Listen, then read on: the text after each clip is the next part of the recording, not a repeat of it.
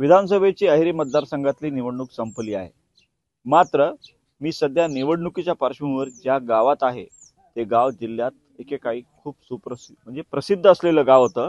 कारण माओवाद्यांच्या हालचाली, माओवाद्यांच्या कारवाया, उमानूर मरपल्ली ही दोन गावं अशी आहेत ज्या ठिकाणी माओवाद्यांच्या सुरुवातीपासून 1980च्या दशकापासून माओवाद्यांच्या ज्या चळवळी सुरू झाल्या होत्या, हा जो भाग आहे तेलंगणाला लागून आहे आणि घनदाट जंगलाने व्यापलेला हा जो परिसर आहे, या भागात माओवाद्यांच्या मोठ्या प्रमाणात हालचाली होत्या। आणि सगळ्यात महत्त्वाचं म्हणजे या गावातून अनेक तरुण तरुणी माओवाद्यांच्या दलममध्ये गेले होते। ही संख्या थोडी नव्हे तर 30 ते 40च्या वर आहे।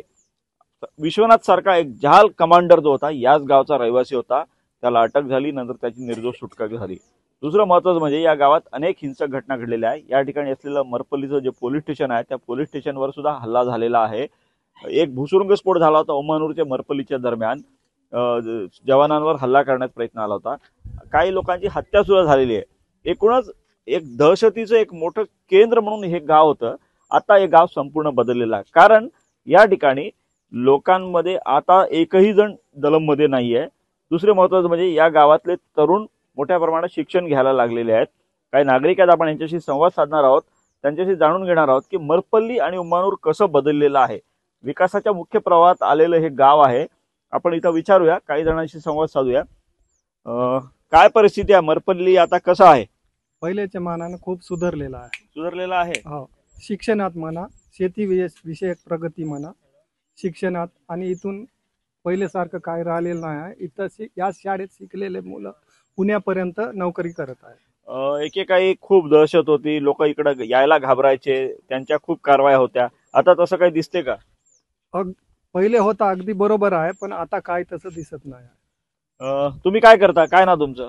जयपाल जयराम कोंडागुर्ले। मी प्रायव्हेट कॉलेजमध्ये टीचर म्हणून काम करतो। CSB ला काम करतो, नागेपल्लीला। अच्छा, तुम्ही काय मोठ्या एखादी स्पर्धा परीक्षा वगैरे दिली होती? हो, दिली होती। आणि मी शिक्षण विस्तारी अधिकाऱ्याच्या याच्यावर मी एज लिमिट मध्ये 13 दिवसाचं लहान झालो। बरोबर आहे, यांनी प्रयत्न केला होता। आपण विचारूया, काय तुमच्या गावात आता विकास होत आहे?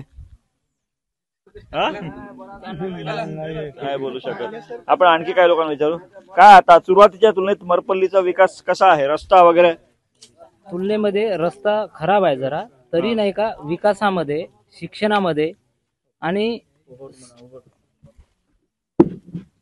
शिक्षण आणि आर्थिक बाबतीत थोडं मागं आहे, पण व्यवसाय आणि आपलं शिक्षण याच्यामध्ये पुण्यापर्यंत गेलेलं आहे। सर्व प्रोफेसर लोक आहेत, इथून आपल्या जिल्हा परिषद शाळेतून शिकून गेलेले लोक। अच्छा, इथून तरुण जे शिकून गेले ते पुण्यामध्ये चांगल्या पदावर आहेत? कोणत्या पदावर आहेत? एक गडचिरोली जिल्ह्यामध्ये सांख्यिकी अधिकारी रमेश पेरगू, आणि बाकीचे आपण त्यांना काय म्हणतो, कोणते प्रोफेसर आहेत। प्रोफेसर आहे। आपण आणखी काय? 20 जण तरी पुण्यामध्ये प्रोफेसर आहेत। 20 जण? किती महत्वाची बाब आहे, म्हणजे 20 जण प्रोफेसर पदावर या गावातले आहेत। काय परिस्थिती आहे, गाव आता कसं आहे? आता सध्या तर ठीक आहे, कारण याच्या अगोदर जो होता, म्हणजे हा जो इलेक्शनच्या याच्यामुळे तुमचा जो आहे चालू आहे, त्याच्यामुळे याच्या अगोदर जो आमचे प्रतिनिधी होते, काही विकास झालेला नाही आहे। पण सध्या या परिस्थितीमध्ये म्हणजे ओनली डेव्हलपमेंट असं झालं आहे की म्हणजे आमचे मुलं ज्या या गावाचे जे लोक आहे ते शिकूनच हे करून राहिले, शिकलेले आहेत आणि नाही का चांगले पोस्टवर पोहोचलेले आहे। आणि हर एक गोष्टामधून JDPचे टीचर पासून ते प्रोफेसर आणि नाही का विस्तार सांख्यिक अधिकारीपर्यंत पोहोचलेले आहेत। हे चांगलं गोष्ट आहे आणि आम्हालाही गर्व वाटते याचा की आमच्या गावाचा। पण या गावामध्ये आजपर्यंत जेवढे आमदारही बनले आहेत, याच्या अगोदर एक प्रतिनिधी असं दिसून आले की आमच्याकडे रोडही पण बनले, पण त्याच्यानंतर आम्हाला दिसलेलं नाही आहे। झालेला नाही। आपण आणखी काय लोकांना विचारूया, काय ना तुमचं, काय करता? चंदू अंकुमल्लू दुर्गे, मरपल्ली प्रॉपर। अच्छा, किती वय आहे तुमचं? माझं 39. तुमच्या लहानपणी तुम्ही बघितलं असेल मरपल्लीची काय अवस्था होती, किती भयानक अवस्था होती, आणि आता कसं आहे? आता ना थोडं सुधारित आहे, नक्षल माओवाद्यांपासून व्यवस्थित आहे, पण आर्थिक आणि व्यवस्थामुळे नाही का सर, हे थोडं मागे पडलेलं आहे।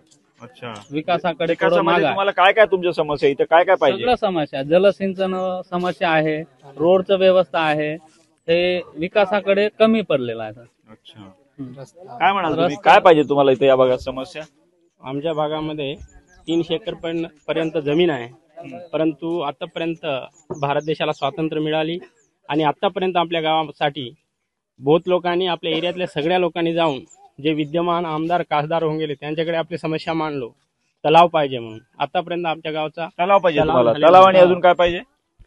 तलावच अति आवश्यक आहे आणि जे आपले जमीन आहेत त्यांना पट्टे मिळावा.